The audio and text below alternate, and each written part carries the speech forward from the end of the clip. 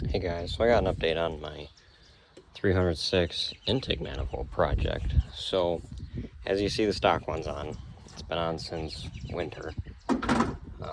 I need something more reliable for this. Is what I drive in the winter time, so I need it to work. We've updated the design a little bit. So I got 4 aluminum weldable on threads here, bungs. So we got 2 1/4" and 2 1/8" NPT pipe threads on there. This is for idle air control. Essentially, we're going to adapt one of those with a plate I'm going to build, thread it into there, and then run a tube to the filter, then it can idle. Because all that does essentially is have 2 little holes that run past the intake, so then it gets enough air to idle.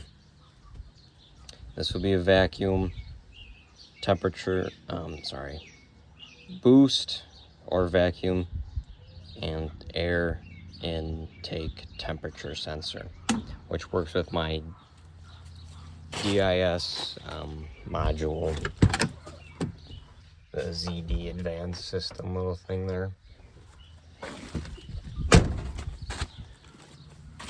And what we're gonna do is wire that into this, but in the meantime, since that's not hooked up, I'll just plug these off, let it be. I might run a mechanical boost or vacuum gauge in the meantime. I had a bolt on here. So original setup, we had a 102mm throttle body on here off an LS style, GM style. The reason we changed that is not because the intake size was too big, but because I couldn't get it to idle with a Ford setup. I had an adapter and everything, I just couldn't get it to work.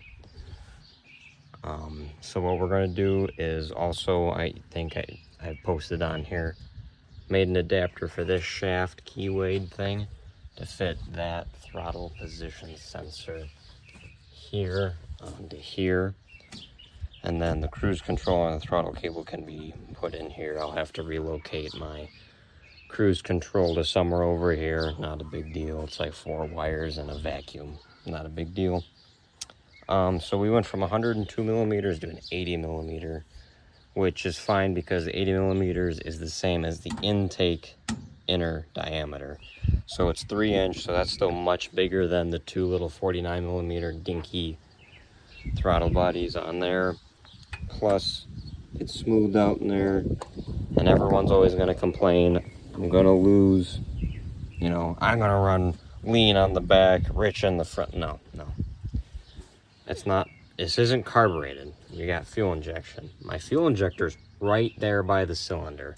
The air enters here. If anything, I'll just run rich all the time, or I'll run lean all the time, and then we can figure that out with a computer later. So, not too much to worry about. But yeah, that's the update. But the reason I haven't put it on and started driving it is I blew the transfer case out on this. So, I gotta order a transfer case and get that all worked out before I get everything else done. So, that's just the update for y'all.